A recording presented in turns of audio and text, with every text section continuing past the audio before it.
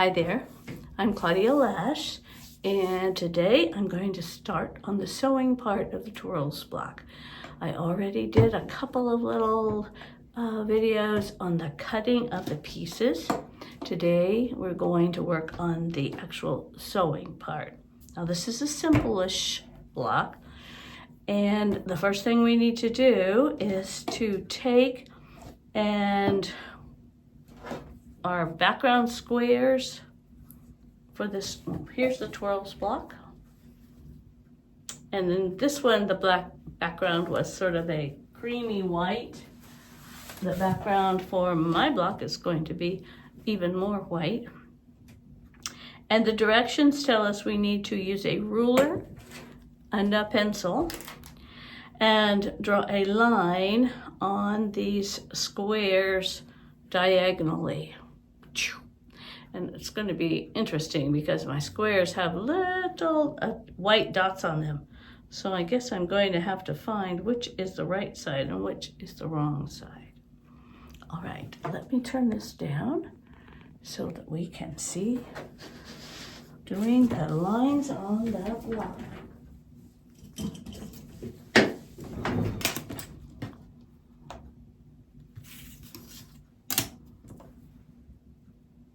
When I'm drawing a line, I put my pencil down, put the ruler next to it, and these lines don't have to be super dark. I just need to be able to see them.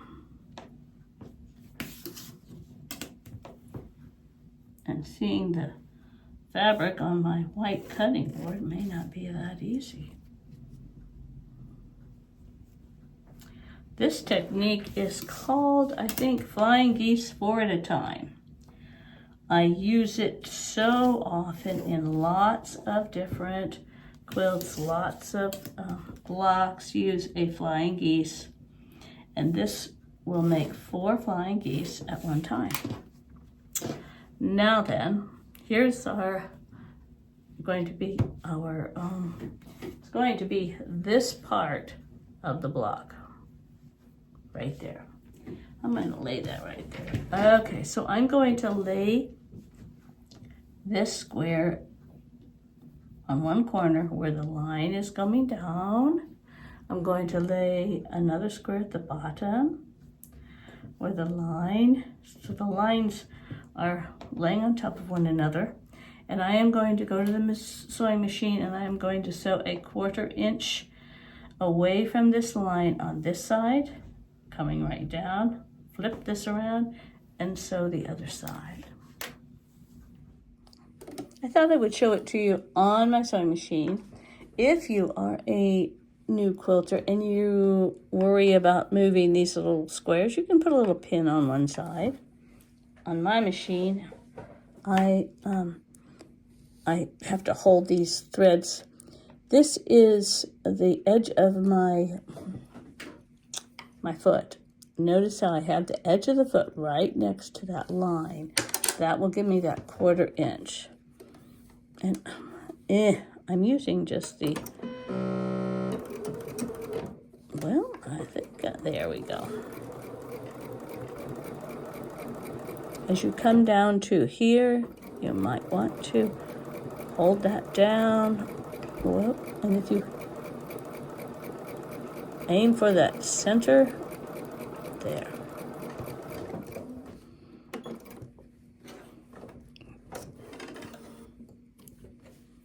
All right, now I'm going to flip this around and do the exact same thing on the other side of the line. Where did my thread go?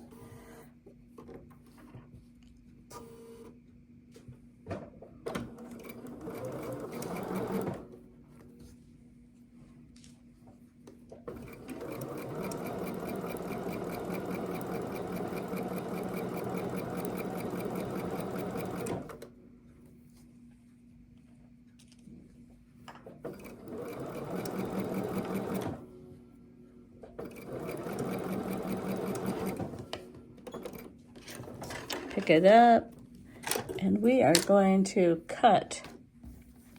I'm going to cut right on this line, and then we'll move on. Okay, there's my line. And now I'm going to cut. Oh, you can use a rotary cutter very easily, but I thought I would just cut with my scissors. I would usually use a rotary cutter. Then we're going to take and press both of these triangles up to the top. I'm going to do the same thing with this side. Press up, press up. It might be a good idea if you have a iron nearby to just hit them with the iron too, so that they're nice and stuck up there. Now we're going to take, here, let me use this. We're going to take one of the other squares, lay it on top.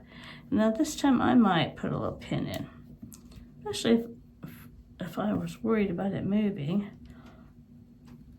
And I am going to do the same over here. Square.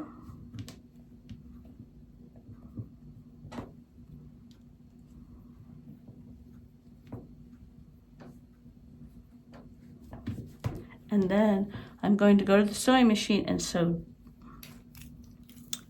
down 1/4 inch from the line down here and on the other side. Usually what I do is I come down on both of them and then flip them around and go the other side. Okay.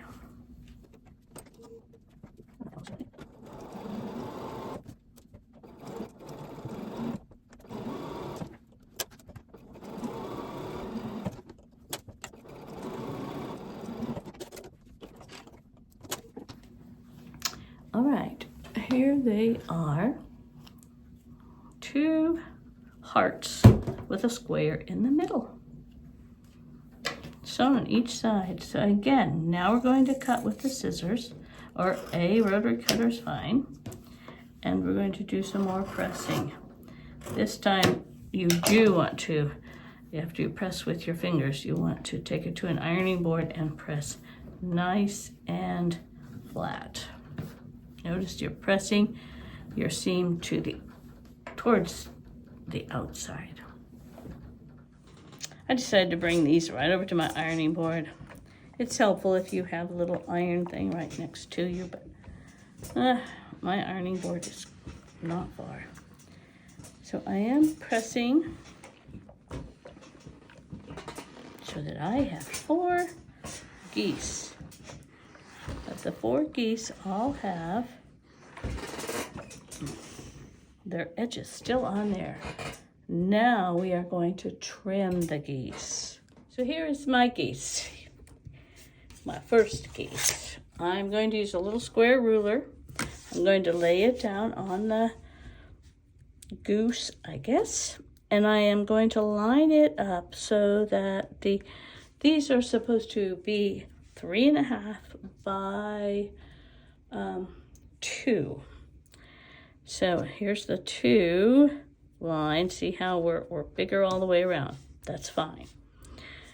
1/2 of 3.5 is 1 3/4. So I want my 1 3/4 line to be right there at the point of the goose. And then I look and make sure that I have 2 inches here. I have 2 inches up at the top. I need to have 1/4 inch from the point before the very top. So I'm going to lay the ruler like that and cut off the side and the top. All right. Flip him around. Now I'm going to lay this down again. I want the 3.5 line to be on the edge, the 2 line to be at the bottom, and there's the 2, there's the 3.5, and the 1 3/4, which is a little difficult to see, but it's right at the point of the goose. So now I can trim and see where this diagonal line is. See, it's a good measure too to see if the diagonal line should be following the seam line. Trim, trim. It takes just a few minutes, but it really helps to have those a nice, the correct size for when you go sewing them together and having the block work. So I usually, this is my way of keeping me happy at the end of the time when my blocks are ready.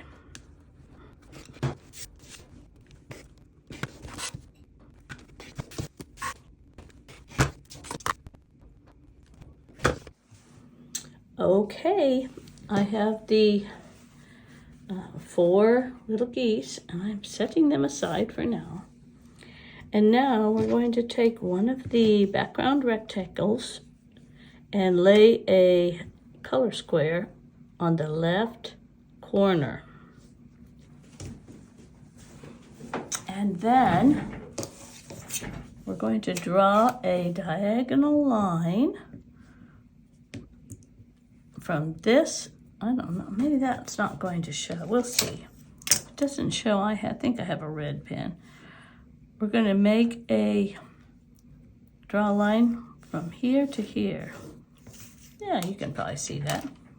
And we're going to stitch on the line this time, or maybe just a very slight bit to the left of the line as you're looking at it right there, closer to the outside.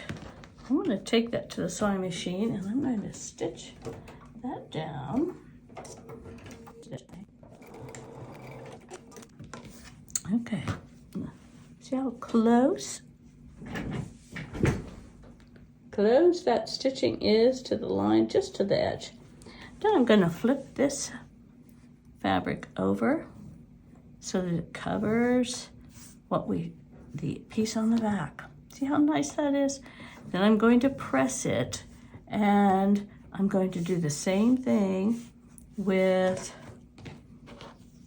each of these, always putting in the left side. First I'm trying to find where the right side.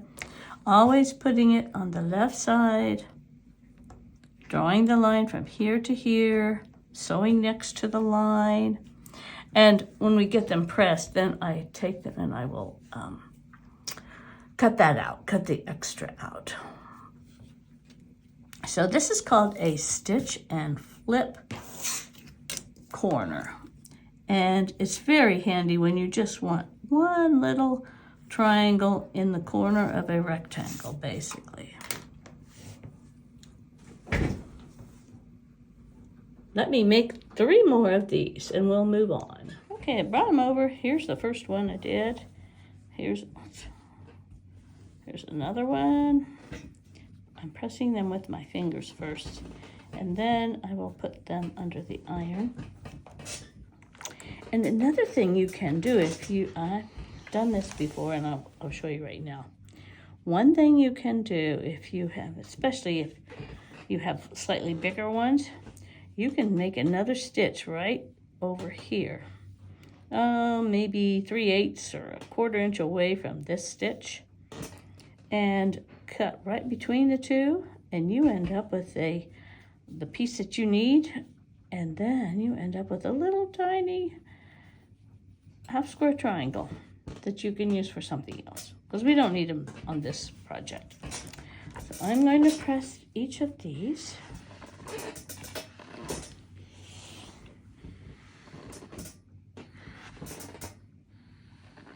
And then I'm going to get those scissors.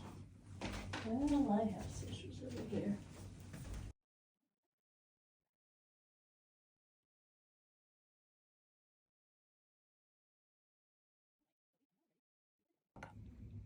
All right. This is when it's handy to have your pattern in front of you, or something in front of you to see what you're doing, what you're supposed to end up with. You have 4 blocks that are geese blocks. You have 4 blocks that are, look like this. And we want to lay them out so that we put them together so that this one goes there. This one, the half of the block one was always pointing up to the, well, sometimes, okay. The half is always pointing up, so it's making, to me, it looks like a bird's head.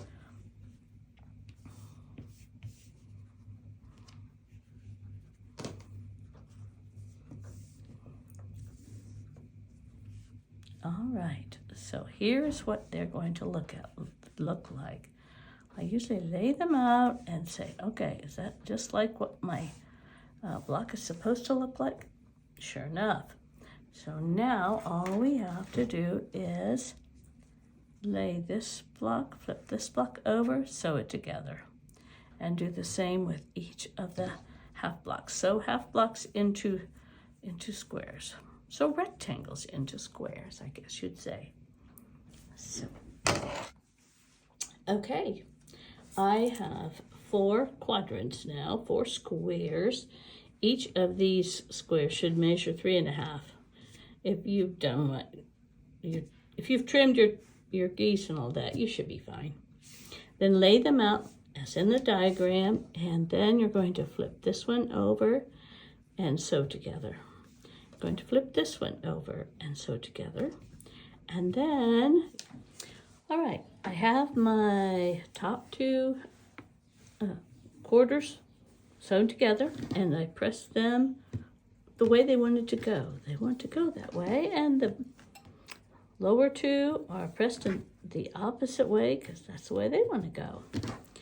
Never argue with a quilt block. Then I'm going to flip this over. And to notice, since the seams are going in opposite directions, it's very easy to nudge them together in the middle and put a little pin right where I always put my pin to the left or to the right of where the stitching is. And that way when this foot comes along and pushes that over, it usually fits very nicely. And sometimes I go ahead because I put a pin on this end so I don't get off center, and I put a pin on the front end. I'm going to run this through the sewing machine at 1/4 inch, and our block will be done. Okay, I've sewn them together. They went together very nicely. And then when you press them open, or when you look at them, yep, they're coming together right in the middle very nicely. Now, when you press those seams, though, this is the way I would probably do it. These guys want to go this way, this guy's going to go that way. So I am going to go right to the center, and I am going to press them so that there is a kind of a pinwheel in the center. Can you see that? So that everybody is happy. All the seams are going to be nicely set together. Let me go do. See how nicely that sits together. Then we flip him over, and look how nicely the block looks. Now the block should finish right now at 6.5 inches square, so that when it's in the quilt, it will be 6 inches square. There are lots of ideas running around my head often about what you could do with this block that could make it different. You could make each of these in a different color. You could maybe make, instead of using, I forget how many are in the main part of the quilt, maybe 12 or 10, I don't know, 10. So you could make 10 in the same color, you could make them in different colors, you could make this one, this triangle, slightly darker, and this one a little lighter, and that would give you a little depth to these, maybe look like the paper is folding over. There's lots of possibilities. So here's our Twirlz block. You need 10 of them for the quilt, and go have fun making some Twirlz blocks.